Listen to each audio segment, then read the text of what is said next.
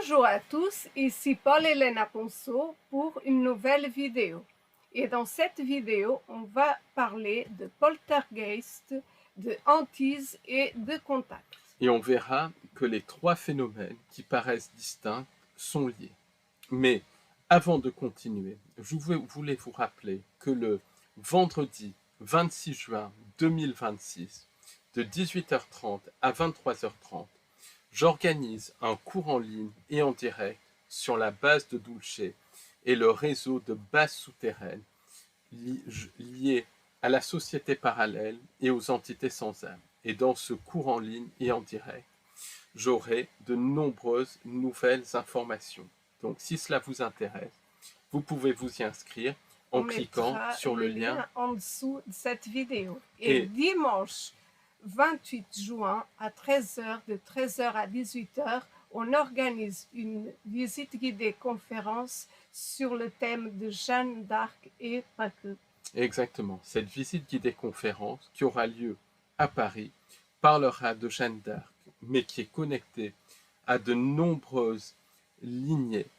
Et le personnage de Jeanne d'Arc est connecté aussi au culte d'Isis et est connecté justement à la Tartaria et à l'arrivée du prédateur. Donc on expliquera ça lors de la visite guidée conférence du dimanche 28 juin 2026. On fera aussi le lien entre les systèmes de croyance, les entités sans âme, les voix et les pensées intrusives. Donc ça va être vraiment une visite guidée conférence très intéressante. Donc le lieu de rendez-vous pour cette visite guidée conférence qui aura lieu à Paris, c'est devant la station de métro Tuileries qui dessert la ligne 1.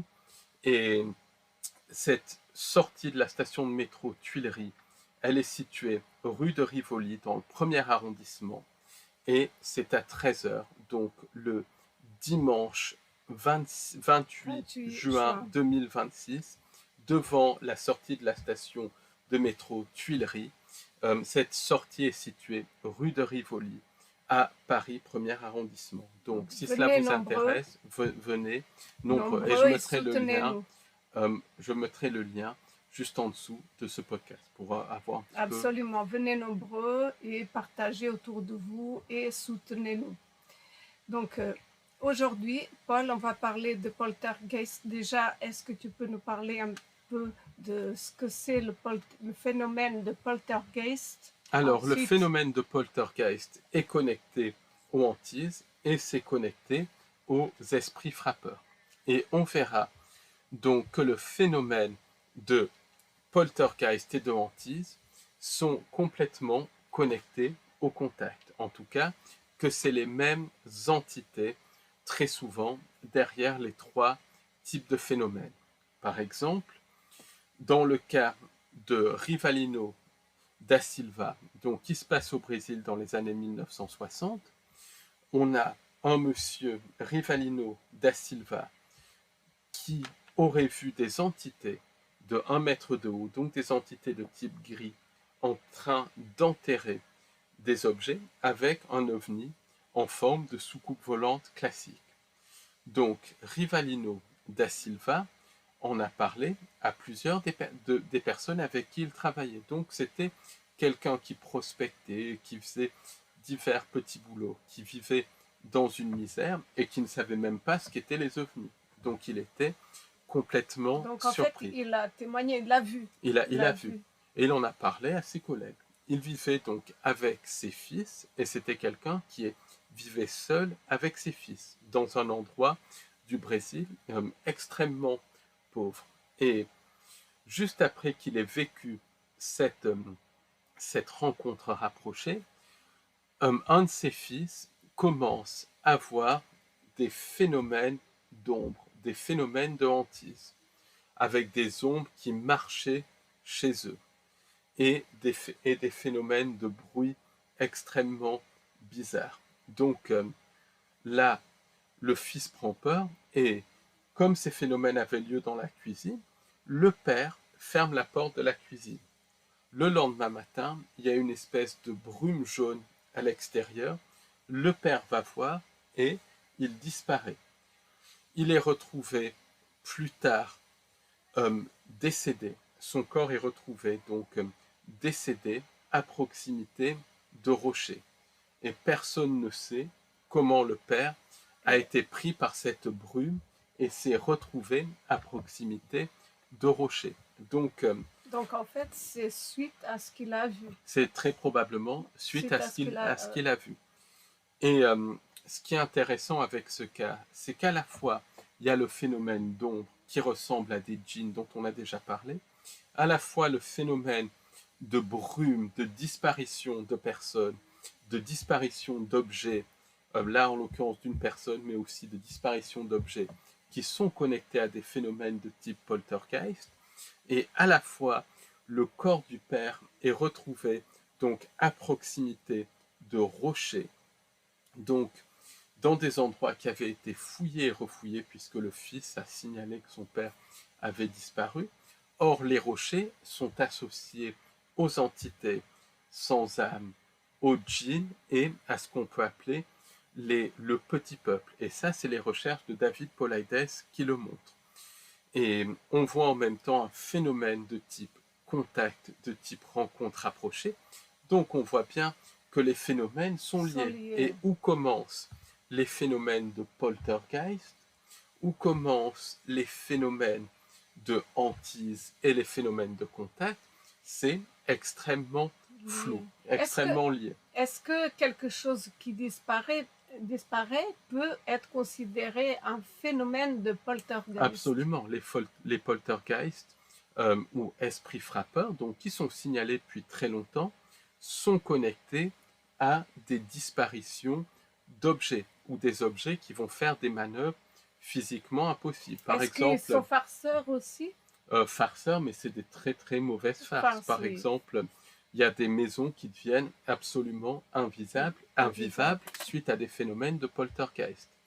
Et dans les phénomènes de poltergeist, il y a des cas, des objets par exemple, qui vont se matérialiser dans des pièces, des objets qui vont disparaître, réapparaître ailleurs, et tout cela va aller contre les lois de la physique. Un cas de poltergeist très connu, c'est le cas de Jean-Claude Pantel, où là, il y a des phénomènes, énormément, des objets qui apparaissaient autour de lui, des phénomènes de disparition d'objets. Jimmy Gueux avait eu une expérience comme ça. Oui, avec une bague. Quand il filmait, il y avait une bague de Jimmy Gueux qui avait disparu et qui était réapparue au doigt de Jean-Claude Pantel.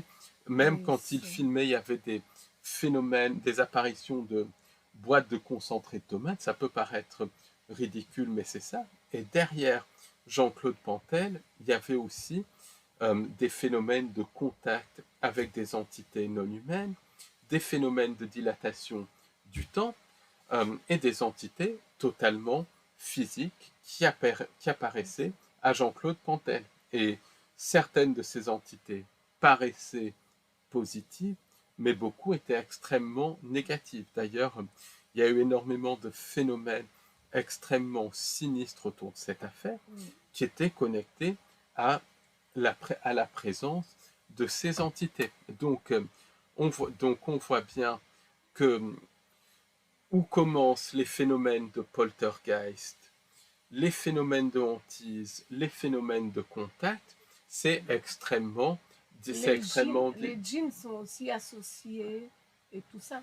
C'est-à-dire qu'il y a beaucoup de choses qui sont liées. Les djinns sont liés et tout, mais les phénomènes de poltergeist, par exemple, on les retrouve aussi chez de nombreux abductés. Beaucoup d'abductés signalent des phénomènes de type poltergeist, des objets qui apparaissent, qui disparaissent, et ça va extrêmement loin. Oui, notamment, il y a une jeune femme qui m'a raconté qu'elle posait toujours les objets au même endroit et que des fois, même en étant très organisée, elle ne retrouvait pas les objets où elle avait l'habitude de les mettre. Oui, et ça, c'était une personne qui vivait des phénomènes de contact, des phénomènes d'abduction et tout.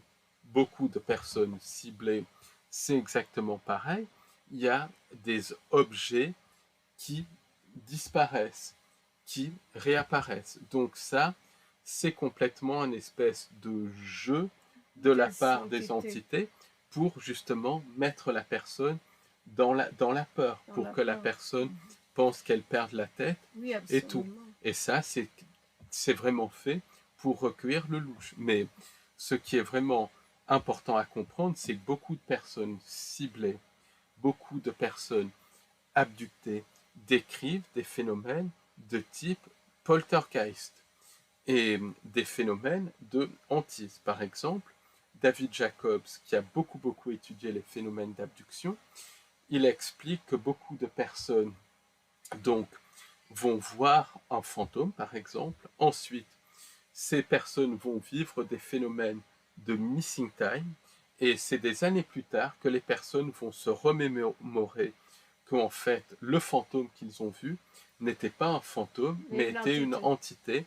Et après, c'est connecté à des phénomènes d'abduction et tout. Donc, c'est un petit peu comme si les entités sans âme prenaient la forme de fantômes, dans certains cas, pour abducter la personne. Pour que, voilà, c'est en tout cas, c'est connecté à des phénomènes d'abduction. C'est le phénomène de ce qu'on peut appeler de souvenir écran.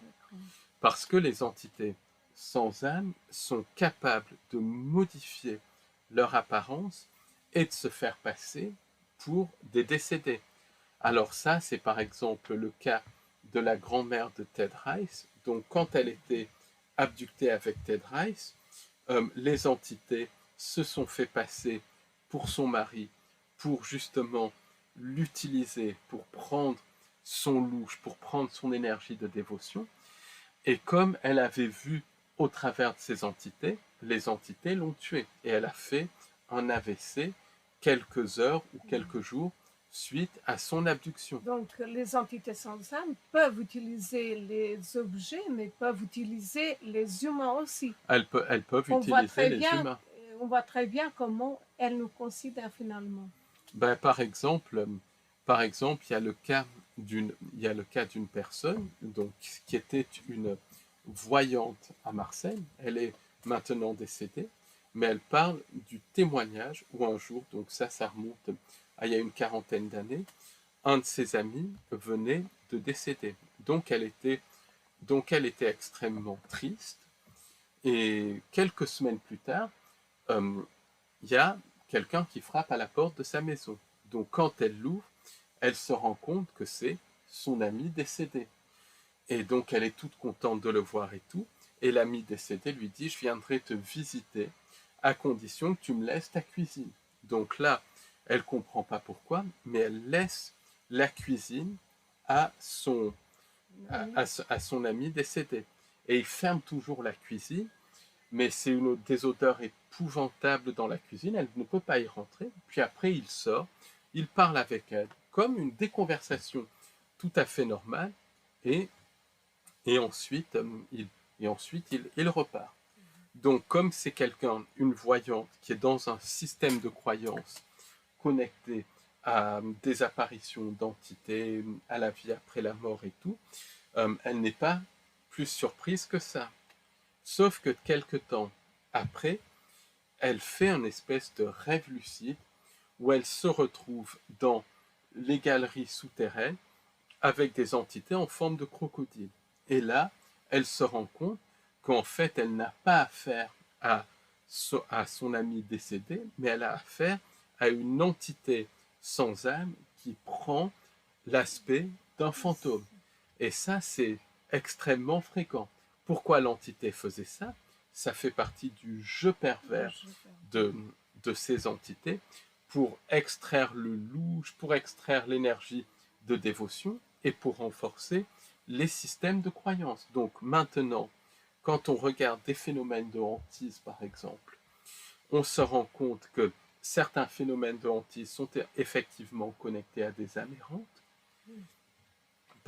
Par exemple, il y a des cas de hantise où des personnes vont littéralement parler avec des fantômes. Oui, c'est ça. Est-ce qu'il peut y avoir des cas de personnes qui sont vraiment en colère et qui vont déplacer des Alors, objets bah, je vais pour donner, une raison ou bah, une autre? bah, je vais donner deux exemples de phénomènes de hantise qui pourraient être liés à des apparitions d'âmes errantes, de décédés, parce que les décédés peuvent aussi apparaître aux vivants.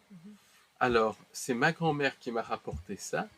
Donc, un jour, quand ma grand-mère avait 4 ans, donc elle est née en 1922, donc c'était en 1926, il y avait le voisin de la famille qui avait passé plusieurs années en Afrique.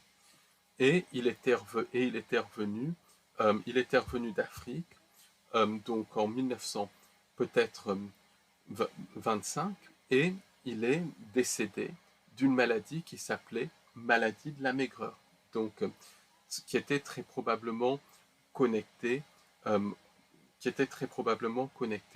au sida ou à une fièvre africaine. Euh, en tout cas, cette, cette personne est revenue et ma grand-mère l'aimait beaucoup. Et un jour, il est décédé de la maladie de la maigreur, donc d'une maladie contractée en Afrique. Euh, et les parents de ma grand-mère ne lui avaient pas dit parce qu'elle l'aimait beaucoup et puis elle aurait été très triste. Oui, et puis c'était l'époque aussi. Et Ils voilà, disaient pas tout. il disait pas tout. Et à un moment donné, ma grand-mère voit le voisin en fauteuil roulant, extrêmement émacié, dans un coin de la pièce, qui est en train de lui sourire. Et elle dit à son père, mais qu'est-ce qu'il fait le voisin qu'est-ce qu'il fait le voisin chez nous et pourquoi il est en fauteuil roulant? Donc là, le père de ma grand-mère, qui était ouvert sur toutes ces questions de vie après la mort, il explique à ma grand-mère que le voisin est décédé, mais pas s'inquiéter parce qu'il est bien. Et très souvent, les entités, les esprits des morts, quand ils se manifestent, s'ils sont morts en fauteuil roulant, ils vont se manifester en fauteuil roulant, ils vont se manifester en vêtements qu'ils portaient avant leur mort. Pourquoi? Parce qu'ils se manifestent en fonction de leur dernière perception. Pourquoi je dis que c'est une apparition authentique de fantôme? Parce qu'elle n'a pas vécu des faits négatifs. Alors, ensuite, ma grand-mère donc vit une autre apparition de fantôme, donc c'est pendant le Blitz, donc en 1941. Elle vivait à Birmingham, donc dans le centre de l'Angleterre, et c'était un Blitz total. Donc il y avait des bombardements toutes les nuits et tout, et il y avait beaucoup d'aviateurs anglais qui interceptaient les avions allemands, et beaucoup se faisaient tuer. Et un jour, donc ma grand-mère, dont la mère avait une entreprise de pompes funèbres, un jour, c'est pendant le blackout, et elle voit que le magasin, le lieu où les corps étaient stockés et tout ça est éclairé. Donc là, ma grand-mère dit tout de suite à sa mère que le magasin est éclairé et tout. Donc la mère de ma grand-mère, mon arrière-grand-mère, elle est très mécontente. Elle dit à ma grand-mère, va éteindre les lumières. Tu les as laissées allumer, c'est super dangereux. Et ma grand-mère dit, non, non, pas du tout, j'ai éteint les lumières, c'est la première chose que je fais. Donc, elle est très en colère et elle va éteindre les lumières. Et là, quand elle rentre dans le magasin, donc derrière, c'est là où les corps sont entreposés et tout, il y a un homme blond, très beau, d'une vingtaine d'années, donc l'âge de ma grand-mère, un petit peu plus âgé que ma grand-mère, qui lui met les mains sur les épaules et qui lui fait un sourire. Et il est habillé comme un aviateur anglais, blond aux yeux bleus, très très très beau. Donc là, ma grand-mère lui dit plus ou moins de sortir. Qu'est-ce que tu fais? Qu'est-ce que tu fais là? Sors de là. Et elle est effrayée, elle rentre en courant. Donc là, il y a la mère, elle n'a même pas éteint les lumières. Donc là, il y a la mère de ma grand-mère qui est furieuse, qui sort, qui va éteindre les lumières. Et elle dit à ma grand-mère, tu rêves, tu n'as absolument rien vu, il n'y a personne dedans, il n'y a surtout pas d'aviateur, ils ont d'autres choses à faire que de rentrer. Donc, va te reposer, tu es fatigué. Et le lendemain, il y a un couple, qui vient pour un enterrement. Et en fait, le couple, c'était un couple donc de personnes d'une cinquantaine d'années qui venaient de perdre leur fils aîné. Et leur fils aîné était décédé euh, lors d'un combat aérien. Donc là, mon arrière-grand-mère demande, mais comment était votre fils? Et elle décrit un jeune homme blond aux yeux bleus. Et ils avaient juste comme vêtements donc l'uniforme, et ça correspondait exactement le grade et tout à ce qu'avait vu ma grand-mère. Donc vous me direz, mais pourquoi le fantôme de la personne décédée s'est manifesté avant même que le corps soit emmené? Parce que le temps n'existe pas. Parce que le temps est différent dans le monde des morts, dans l'au-delà, que dans cette réalité. Je tiens aussi à préciser que dans l'au-delà, la manipulation des entités sans âme continue. Donc là, je pense qu'il y a deux expériences absolument authentiques d'apparition de fantômes.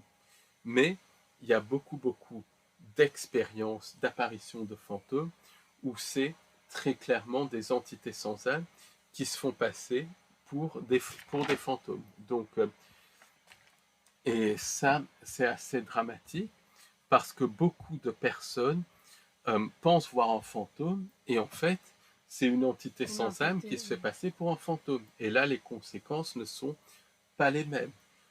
Beaucoup de personnes, et c'est un petit peu la mode actuellement, vont explorer des lieux hantés, mais dans 9 lieux hantés sur 10, c'est des entités sans âme qui se font passer pour des fantômes. Et ces personnes reviennent avec des entités. Et ce qui se passe, c'est qu'ensuite, ils rentrent chez eux, ils ne se rendent même pas compte qu'ils ont pris une entité, et au bout d'un certain temps, l'entité finit par les attaquer, par les détruire. Donc d'abord, c'est une destruction au niveau financier, ça va toujours crescendo.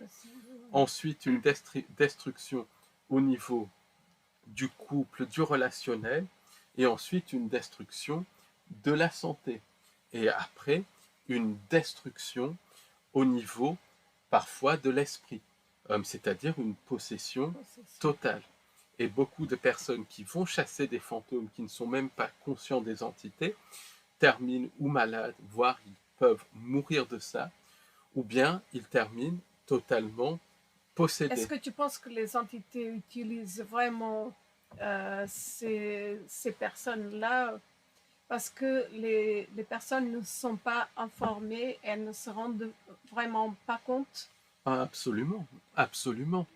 Beaucoup de personnes ne se rendent absolument pas compte. C'est comme il y a des gens qui vivent des phénomènes étranges, inexplicables, des déplacements d'objets et tout, et ils vont communiquer avec le fantôme. Si c'est un fantôme, une âme errante, très souvent, il n'y a pas de conséquences.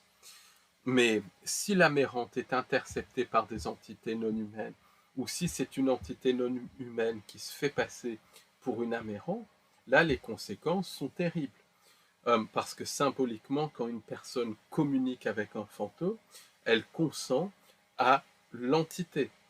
Donc là, ça peut être des phénomènes de type possession partielle, voire possession totale, et surtout une destruction financière, une destruction ensuite familiale, et ensuite une destruction de la santé, avec très souvent une possession. Est-ce que tu penses que c'est vraiment dangereux de parler à ces entités, ces entités, quand on n'a pas la connaissance des entités sans âme?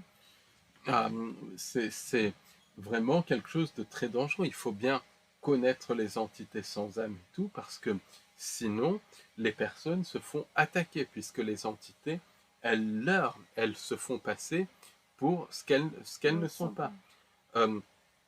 Par exemple, il y a beaucoup de passeurs d'âmes qui voient donc des décédés.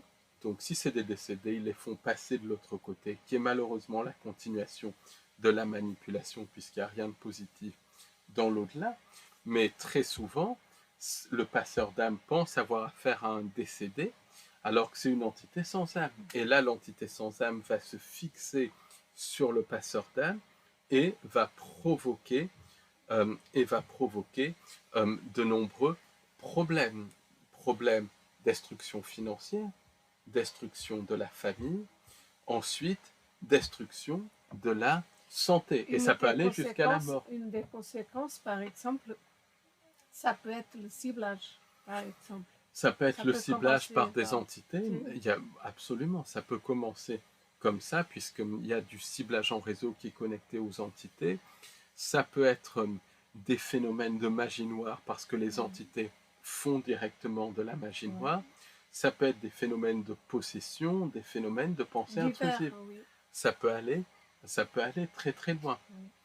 Et beaucoup de contactés, d'abductés vont vivre des phénomènes de type hantise suite à leur contact. Et ça, c'est quelque chose dont les chercheurs ne parlent peu, pourtant c'est une réalité. Oui. J'étais en contact il y a quelque temps avec une famille, et cette famille vivait des phénomènes d'abduction et des phénomènes de contact. Et il y avait aussi des phénomènes de hantise, des phénomènes aussi d'objets qui se déplaçaient, et ça, c'était très clairement lié au contact. Mais après, le problème, c'est que beaucoup de gens ne font pas le lien. Ils séparent le phénomène des fantômes du phénomène des entités, alors que dans certains cas, dans même une grande partie des cas, pas tous, mais dans une grande partie des cas, c'est le même phénomène. Les phénomènes, par exemple, de poltergeist peuvent être dans de rares cas dus à des esprits frappeurs, mais dans de nombreux cas, c'est lié aux entités sans âme qui se font passer pour des esprits frappeurs. Et par exemple, il y a aussi le phénomène des combustions spontanées qui est connecté à ça. Il faut savoir que beaucoup de lieux hantés vont brûler. Par exemple, il y a le rectorat de Borly qui a brûlé, donc sans raison, sans raison. Et c'était un des bâtiments les plus hantés d'Angleterre. La Boleskine House, qui était un lieu connecté à Crowley, qui avait invoqué des entités, a aussi connu plusieurs incendies. Voilà, c'est un phénomène qui est extrêmement fréquent. Oui. Beaucoup de personnes qui vivent des phénomènes de hantise connaissent des phénomènes d'incendie inexplicables, mais ce que les gens ne savent, donc les gens vont dire c'est les morts qui font ça, les décédés. Simplement, beaucoup de personnes possédées, beaucoup d'abductés vont vivre, et beaucoup de contactés vont vivre ces mêmes phénomènes de combustion. Par exemple, j'ai connu du reste un désenvoûteur il y a quelques années qui m'a dit qu'une flamme s'est manifestée sans qu'il allume quoi que ce soit. Il était vraiment, il ne savait pas quoi faire et il ne comprenait pas. Oui, quand il recevait une personne qui avait des problèmes d'envoûtement, des problèmes d'attaque par entité. Oui, ça avait même brûlé une nappe. Oui, j'ai vu cette nappe brûler, littéralement. Et les abductés vivent énormément de phénomènes comme ça, ainsi que les contactés. Par exemple, il y a un contacté américain du nom de Paul Villa qui a vécu beaucoup de contacts avec des entités qui disaient venir de la constellation Coma Berenice. Et ces entités, donc, étaient connectées au programme du faux sauveur externe. Donc là, on voit clairement que Paul Villa est manipulé par les entités, qui se font passer pour ce qu'elles ne sont pas, et qui le manipulent sur le plan physique, parce que les contacts de Paul Villa, c'est des contacts qui étaient physique. Il a même pris des photos des engins de ces entités, photos qui ont été publiées par l'ufologue anglais Timothy Good, qui ont été authentifiées. Donc les contacts de Paul Villa étaient absolument réels et physiques, mais les entités n'étaient pas ce qu'elles disaient être. Et Paul Villa, sa maison a complètement brûlé suite au contact. Alors pourquoi ces phénomènes d'incendie qui sont liés à des phénomènes de hantise, des phénomènes de poltergeist, des phénomènes d'envoûtement et à des phénomènes de contact? Parce qu'on a affaire à des entités plasmatiques. Et le feu, c'est une forme de plasma. Donc quand ces entités se matérialisent, quand ces entités se dématérialisent, elles peuvent provoquer des incendies. Beaucoup de démons sont associés au feu, sont associés à l'enfer. Beaucoup de djinns sont associés au feu. Et c'est littéralement le cas puisque ces entités sont de nature plasmatique. Ensuite, elles peuvent se matérialiser et prendre une forme physique, matérielle lors de contacts, lorsqu'elles collaborent avec la société parallèle lors du programme spatial secret. Elles peuvent aussi reprendre leur forme plasmatique où elles ressemblent à des boules de lumière, mais elles restent physiques. Et elles peuvent aussi se matérialiser, se manifester en astral et au niveau donc du plan mental lors des pensées intrusives. Mais quand les entités modifient leur apparence, ça crée des phénomènes plasmatiques et ça crée des incendies. Et les entités jouent du reste avec ça parce qu'elles aiment détruire. Et ça, c'est lié à la physique des entités.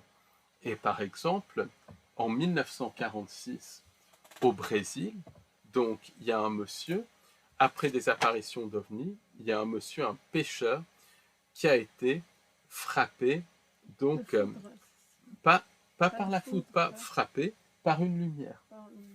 Après avoir été frappé par cette lumière, le monsieur, son corps s'est littéralement désintégré, comme un phénomène de combustion spontanée. Et ça, c'est beaucoup plus fréquent qu'on ne le pense. Larry Arnold, par exemple, il a répertorié le nombre de personnes qui ont vécu des phénomènes de brûlure, voire de combustion spontanée suite à des rencontres ovnis, et il y en a beaucoup de personnes liées à l'expérience de Philadelphie et au projet Montauk, qui sont des projets connectés à des technologies venant d'entités sans âme, connectés aussi à de la magie noire qui ouvre des portes dimensionnelles, ont subi des phénomènes de combustion spontanée. Et ça, voilà, beaucoup de personnes dans le projet Montauk ont subi ça. Il y a un chercheur américain, donc en 1943, Richard Shaver, qui avait vécu des expériences avec des entités de type Déro, qui étaient des entités de type djinn, qui l'ont littéralement fait subir des abductions. Et lui, il avait beaucoup enquêté sur les Déro et il s'était rendu compte, par ses expériences personnelles, que les Déro étaient derrière des enlèvements, des disparitions définitives, que les Déro étaient aussi connectés au phénomène de ciblage, au phénomène de gang stalking, mais qu'ils étaient aussi connectés au phénomène de combustion spontanée. Combustion spontanée qui sont beaucoup plus fréquentes qu'on ne le pense et qui sont connectées à la fois à des armes à énergie dirigée et à la fois à des phénomènes d'abduction. Ça peut même être des jeux des entités de produire ces phénomènes. Est-ce que c'est lié à la terre creuse? Parce qu'il y a des héros qui habitent justement dans la terre creuse. Ah ben, ces entités sont multifactorielles et elles utilisent nos systèmes de croyances pour se manifester.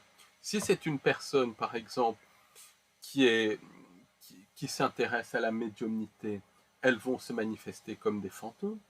Si c'est une personne qui si c'est une personne qui est plus dans la science-fiction et tout, elles vont se manifester comme des entités de type galactique et tout. Si c'est une personne, euh, si c'est une personne qui est dans la religion, elles vont prendre l'aspect de personnage religieux, et ces entités peuvent modifier leur apparence.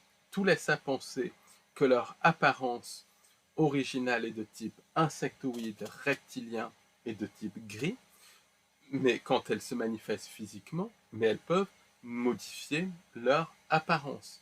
Et quand elles rentrent dans leur dimension plasmatique, elles prennent encore une autre apparence, une apparence de type orbe.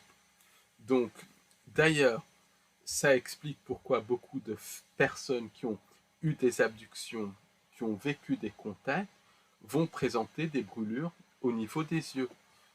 C'est ce qu'a constaté John Keel. C'est parce que ces entités se manifestent à différents niveaux.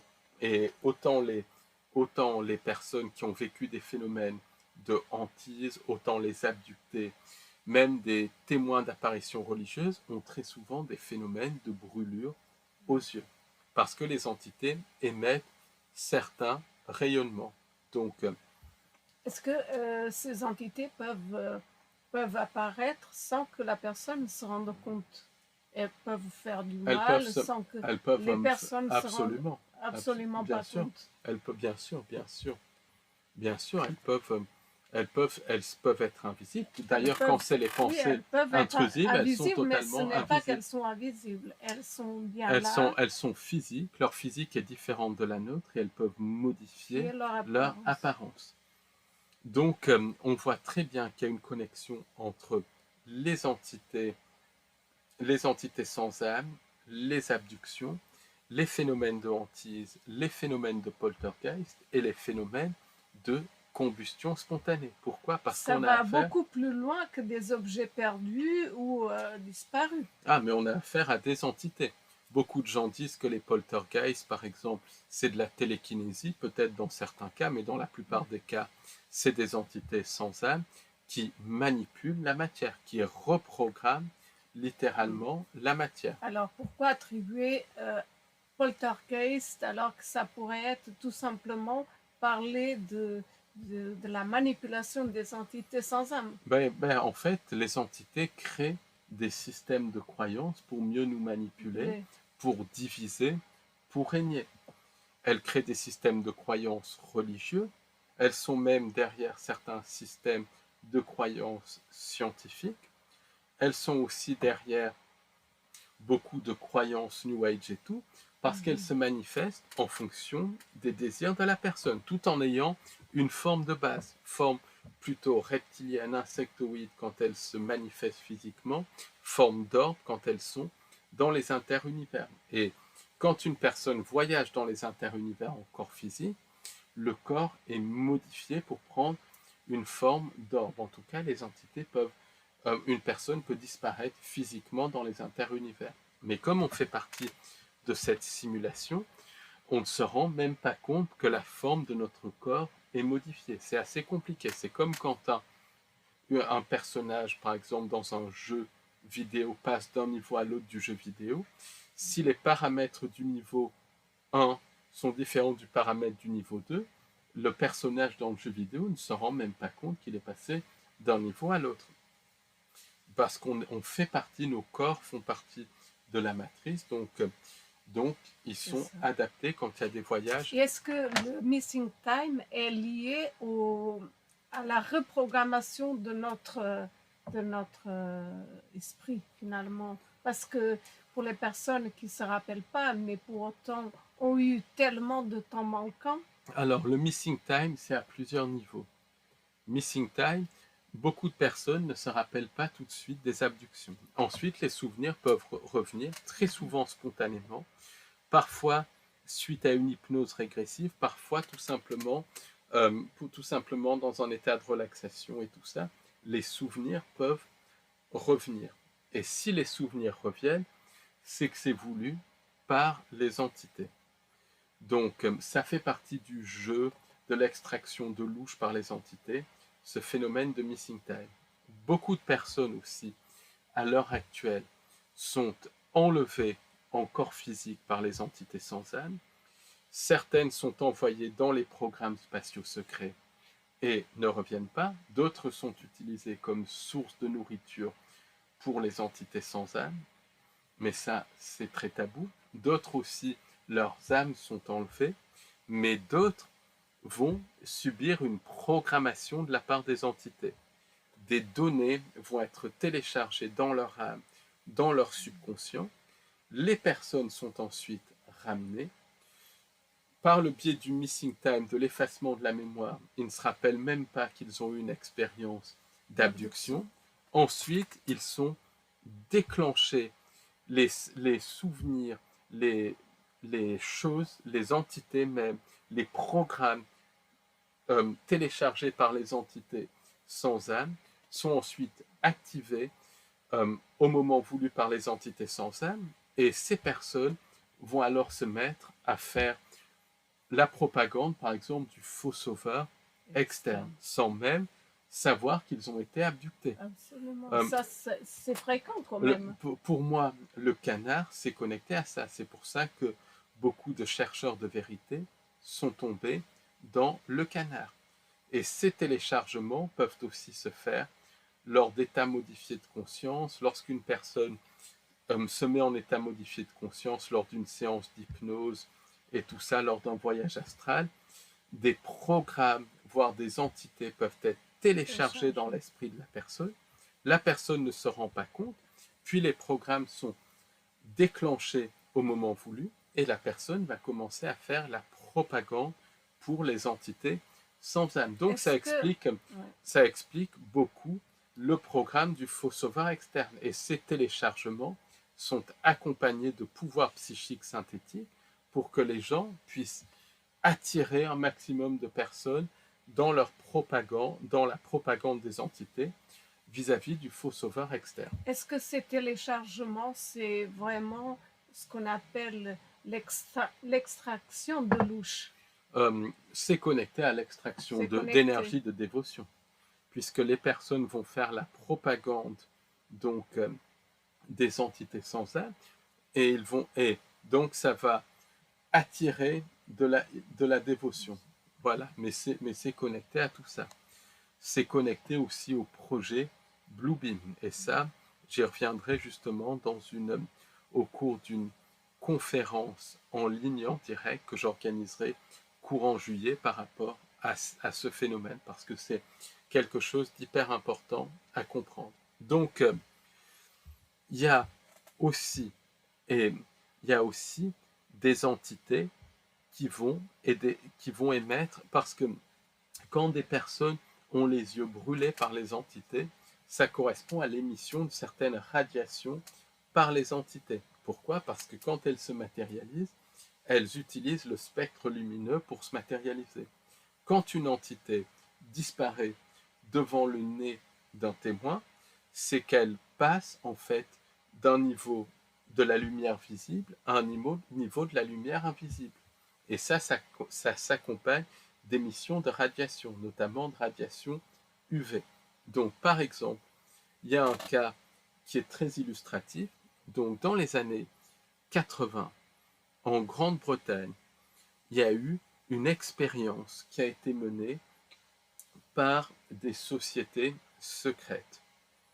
Cette expérience, c'était une expérience pour justement invoquer des entités, ouvrir des portes dimensionnelles.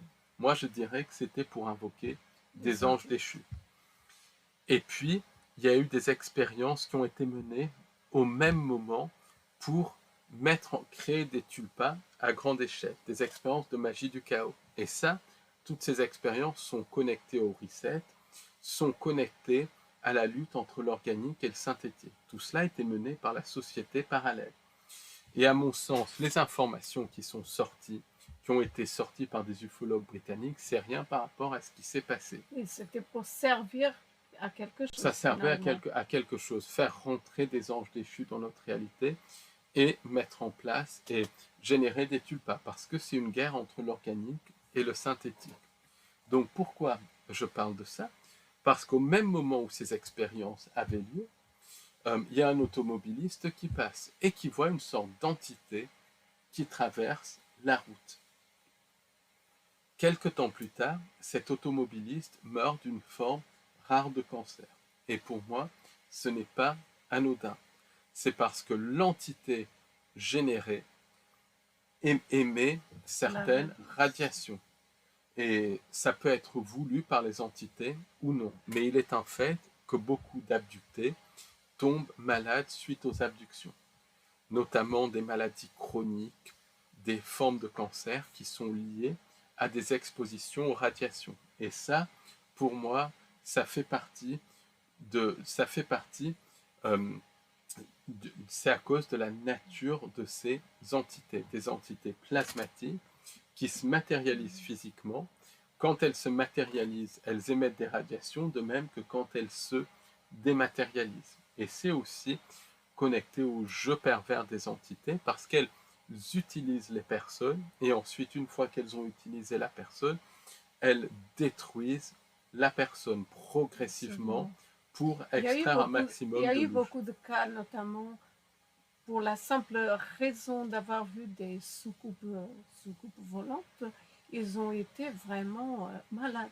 Ah, il y a eu beaucoup de témoignages. Il y a le cas de Cash ce genre. Landrum, par exemple, qui a vu très clairement, donc Betty Cash en 1980, qui a vu très clairement des appareils connectés à la société parallèle, qui collaborent avec des entités sans âme, qui a développé des maladies chroniques, des cancers, et qui a fini par mourir suite à ça. Il y a énormément, de témoignages comme ça. Mais beaucoup de personnes aussi tombent malades quand ils rencontrent des fantômes. Pourquoi? Parce que fantômes et entités sans âme sont très souvent le même type d'entité. Par exemple, il y a une abductée qu'on connaît, elle a développé, suite à ses abductions, 3 cancers. Et elle a réussi à s'en sortir, et elle a compris que c'était connecté directement à ses abductions. Absolument. Donc, il y a très clair, donc, on voit très clairement que le lien entre hantise, abduction et poltergeist, c'est un lien, voilà, le lien est là. Et en fait, c'est les mêmes entités. C'est comme les médiums, par exemple. Beaucoup de médiums ont connu, ou beaucoup de personnes qui ont fréquenté des médiums ont connu la même destruction en règle que les contactés et les abductés. Rappelez-vous du cas de Joe Fisher, dont on a fait du reste une vidéo sur YouTube. Joe Fisher, c'était un journaliste canadien qui était passionné de réincarnation, passionné de paranormal. Et à l'époque, dans les années 80, son information circulait. Il y avait beaucoup moins d'omerta que maintenant. Et à un moment donné, il s'est pris de passion pour la médiumnité par incorporation et le channeling. Donc, il a commencé à suivre des séances avec une médium du nom de Aviva. Et cette médium du nom de Aviva, elle incorporait des entités qui se faisaient passer pour les guides, pour les guides des personnes qui allaient aux séances. Et cette médium Aviva, elle a développé une forme de cancer. Joe Fisher, il croyait être en contact avec son épouse dans une autre vie qui était un petit peu sa guide. Et par le biais de ce contact, il a d'abord perdu son travail, puisqu'il travaillait dans les médias canadiens. Ensuite, il s'est séparé de sa compagne. Ensuite, il a compris qu'il s'est fait manipuler par les entités. Il a compris qu'il avait affaire à des entités sans âme qui se faisaient passer pour justement des guides et tout ça, mais il l'a compris trop tard. Suite à ça, il est tombé gravement malade et il est mort de manière extrêmement bizarre au début des années 2000, littéralement tué par les entités. Et ça, on voit bien qu'il y a une destruction en règle de Joe Fisher, comme beaucoup de contactés, comme beaucoup d'abductés. Regardez le nombre de contactés qui meurent bizarrement. André Le Cossois, dans un de ses livres, raconte le cas d'un jeune garçon qui rencontre une entité de type gris dans le sud de la France et suite à ça, il développe une forme de démence alors qu'il était beaucoup trop jeune pour développer ça. Et ça correspond à une destruction par les entités. Beaucoup de médiums développent le même type de maladie chronique. Une autre personne donc, que je connaissais qui était dans le domaine de la voyance est tombée malade suite à justement ses contacts avec les entités. Et regardez par exemple un ufologue contacté par le biais d'un channel une entité.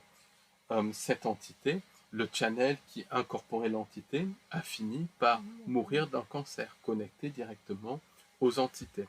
Et cette entité a détruit la vie de cet ufologue en littéralement manipulant sa vie par les pensées intrusives, par des synchronicités artificielles, en tuant ses proches et tout. C'est allé très loin. Donc on voit qu'il y a un même phénomène de destruction que l'on retrouve chez les personnes qui ont des contacts avec des entités sans âme ou des contacts avec des fantômes. Et les phénomènes de poltergeist, on les retrouve dans les cas de hantise, mais on les retrouve aussi dans les cas d'abduction. Beaucoup d'abductés ont des phénomènes de type poltergeist. Donc on voit que dans une grande partie de cas, on a affaire au même type d'entité. C'est les mêmes types d'entités qui sont derrière les abductions, derrière une partie des cas de hantise, derrière beaucoup de contacts avec des soi-disant frères de l'espace, derrière les synchronicités, derrière beaucoup d'apparitions religieuses, en fait, c'est le même type d'entité. Et c'est des entités qui sont capables de modifier leur apparence. Elles sont physiques, mais elles sont capables de modifier leur apparence. Et elles modifient leur apparence en fonction des croyances de la personne. Dans le folklore arabo-musulman, qui est plus qu'un folklore, les djinns faisaient ça, les djinns dont on a parlé récemment, qu'on retrouve un petit peu partout. Les Amérindiens parlaient de tricksters qui modifiaient leur apparence et qui avaient comme but de détruire les personnes. De même, beaucoup d'abductés parlent d'entités de type gris, d'entités de type reptilien, capables de modifier leur apparence. Par exemple, Ted Rice donc parle des reptiliens qui prennent l'aspect de son grand-père. Un ufologue américain des années 90, George Andrews, rapporte le cas donc d'entités de type gris qui prennent la forme d'entités extraterrestres de type humain. David Jacobs parle aussi de cette modification d'apparence des entités. Nous-mêmes, on a parlé à beaucoup d'abductés qui parlent de ça. Madame X, justement, qui s'est retrouvée pendant 1 an dans une timeline où les interunivers avaient déjà été mis en place, où les anges déchus s'étaient incarnés dans la marche. Déjà qui marchaient dans la rue comme si oui, et qui modifiaient leur apparence, qui se faisaient passer tantôt pour des humains, tantôt pour des entités et tout. Beaucoup d'entités galactiques. Alors, il y en a qui disent que les galactiques, c'est un type d'entité à part entière qui travaille pour le système de contrôle. Moi, je me pose la question, si les galactiques ne sont pas des dracos qui modifient leur apparence, puisqu'ils sont capables, les dracos, de prendre forme humaine. Donc, j'ai eu le témoignage de première main de cette archéologue donc française qui en Égypte avait une liaison avec un homme hyper important en Égypte dans les années 80 et elle a vu que cet homme s'était transformé en une entité de type reptilien. Voilà, donc ça... Donc en fait, les dracos seraient liés au phénomène de poltergeist.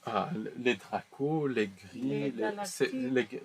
les dracos sont liés aux galactiques. Par exemple, certaines entités galactiques très connues sont connectées à des dracos qui modifient leur apparence. Donc, et pour leurrer les contacter. Donc c'est multifactoriel. Et les anges déchus sont capables de modifier leur apparence. Par exemple, Swali, donc dans son autobiographie, parle d'anges déchus qui sont incarnés dans la matière, et elle explique que ces anges déchus peuvent marcher normalement dans la rue puisqu'ils peuvent prendre une apparence tout à fait humaine. Même Marthe Robin, qui était une mystique française, donc très clairement manipulée par les entités, elle expliquait que les démons pouvaient prendre forme humaine. Oui, selon une personne qui vient à nos conférences, elle a dit que les anges déchus étaient constamment autour d'elle et qu'elle les voyait comme nous, comme n'importe qui. Elle les voyait. Oui, parce qu'il y a une incarnation d'ange déchu dans la matière. Et ça, c'est connecté au reset et tout. Et cette personne, elle explique que les anges déchus et d'autres types d'entités sont capables de prendre forme humaine et de marcher parmi nous. Donc, quand on voit les choses comme ça, on se rend bien compte que des phénomènes paranormaux, et chose aussi importante, ces entités peuvent agir sur la matière, puisqu'elles peuvent reprogrammer la matrice. Donc dans les cas extrêmes, c'est l'effet Mandela, c'est les synchronicités artificielles, mais dans des cas moins extrêmes, elles peuvent générer par action sur la matière des phénomènes de poltergeist. On retrouve les phénomènes de poltergeist chez des personnes qui sont victimes de hantise, chez des personnes ciblées, mais aussi chez des abductés, parce que c'est les mêmes entités derrière ces trois phénomènes. Pour les hantises, très souvent, c'est les entités sans âme. Pour le ciblage, il y a la société parallèle et les entités sans âme. Pour les abductions, c'est les entités sans âme. Donc on voit bien qu'il y a une connexion avec une grande partie des poltergeists et ces types d'entités. Donc même la conscience collective synthétique de la matrice, elle peut générer des avatars pour interagir avec une personne et vampiriser son louche. Et en fonction du système de la croyance de la personne, l'avatar peut prendre la forme d'un humain normal, d'un soi-disant frère galactique, d'un frère de l'espace soi-disant. Elle peut aussi prendre l'apparence d'un fantôme, d'un ange et tout ça. En fait, est-ce qu'elle peut modifier la réalité complètement, complètement. Elle peut reprogrammer la réalité. C'est pour ça aussi qu'il y a des phénomènes de missing time, de dilatation du temps. C'est pour ça que des abductés sont ramenés avant qu'ils aient été enlevés et tout. Donc on voit que c'est quelque chose qui est très vaste. On voit que c'est quelque chose qui est extrêmement vaste. Et donc on a affaire à une fausse création mise en place par les anges déchus, et on a affaire à des entités qui non seulement génèrent des systèmes de croyances pour diviser pour régner, parce que les systèmes de croyances sont utilisés pour diviser pour régner, mais aussi pour et donc forcément générer du louche, des guerres et tout qui sont liés au système de croyances. Les systèmes de croyances sont aussi générés pour mettre en place de la dévotion. Et dans le domaine du paranormal, on voit bien que les gens sont dans leur case. Par exemple, les chasseurs de fantômes ne veulent pas parler aux ufologues, les ufologues ne veulent pas parler aux chasseurs de fantômes et aux cryptozoologues. Pourtant, dans une grande partie des cas, je dirais pas forcément tous les cas, ces trois groupes ont affaire aux mêmes phénomènes, aux mêmes entités qui modifient leur apparence. Et c'est des collectifs d'entités sans âme. Ça va du djinn, certains cryptoterrestres, à des dracos, des reptiliens, des gris. C'est les mêmes entités qui modifient leur apparence. Et tout ça, c'est fait exprès. Le phénomène, les entités se cachent pour justement que personne ne découvre leur vraie nature, pour que personne ne découvre leur rôle dans le système de contrôle. Et aussi, c'est leur jeu, c'est le jeu pervers de ces entités. C'est ça. Donc, donc on voit bien que face à ça, la chose la plus... Comment on peut faire pour, quand on voit qu'il y a eu un phénomène de poltergeist, quels sont les mots à tenir en compte vraiment, parce que c'est vraiment très vaste, c'est très intéressant et très vaste. Très souvent, ces phénomènes sont connectés à des entités non humaines, à ce qu'on peut appeler des entités sans âme. C'est toujours penser à ça, parce qu'il y a des fantômes qui sont vraiment des fantômes. Certaines expériences de fantômes sont aussi des glissements de temps, mais une grande partie des expériences de fantômes sont des entités qui se font passer pour des décédés. Donc c'est très important de prendre conscience de ça. Parce qu'une fois qu'on sait qu'on a affaire à des entités sans âme, qu'on est conscient, elles peuvent moins nous manipuler, puisque forcément, si par exemple un médium est en contact avec une entité qui se fait passer pour un guide, si le médium a la notion d'entité manipulatrice, il y aura quand même plus de discernement, il ne gobera pas tout ce que dira les entités, parce que ce que disent les entités, c'est pas pour le bien, c'est pour amener tôt ou tard à la destruction. Donc, mais est-ce que ça suffit de prendre conscience qu'il y a les entités derrière? Après, c'est tout un travail sur soi pour se rappeler de qui on est. Et ça passe par distinguer les pensées qui viennent de nous des pensées qui viennent de l'extérieur, parce que les entités manipulent par des pensées intrusives. Une fois que l'on se reconnecte à notre conscience, c'est ensuite travailler sur soi pour guérir les failles par lesquelles les entités nous manipulent par les pensées intrusives. Parce qu'on va le voir justement dimanche lors de notre visite guidée conférence, les pensées intrusives jouent un rôle énorme dans les systèmes de croyances, mais aussi dans la manipulation au quotidien. Donc ça, c'est vraiment fondamental à comprendre. Après, l'autre étape, c'est d'utiliser notre conscience pour transcender le système de croyance, pour le système de contrôle des entités sans âme.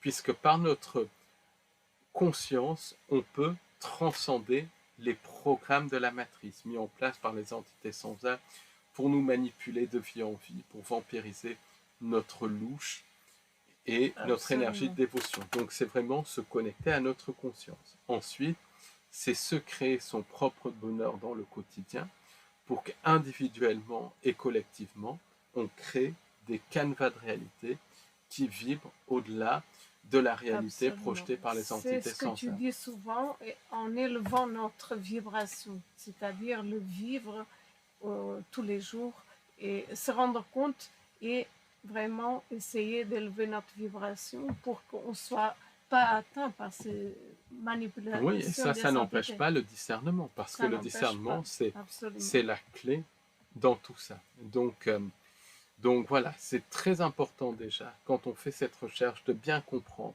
que beaucoup de phénomènes dits paranormaux sont connectés aux mêmes entités, et que le but de tout ça, c'est de prendre notre âme et notre louche. Et donc c'est vraiment de transcender ça par la conscience et par nos capacités. Et c'est un travail de tous les jours et de tous les instants. Donc il y a des solutions. Il y a des solutions. Mais les solutions viennent de nous. C'est chacun de nous. Voilà. Merci en tout cas de nous avoir écoutés. Merci beaucoup de nous soutenir. Continuez à nous soutenir. Merci beaucoup. Merci, au revoir, à bientôt. Au revoir, merci. À très très bientôt.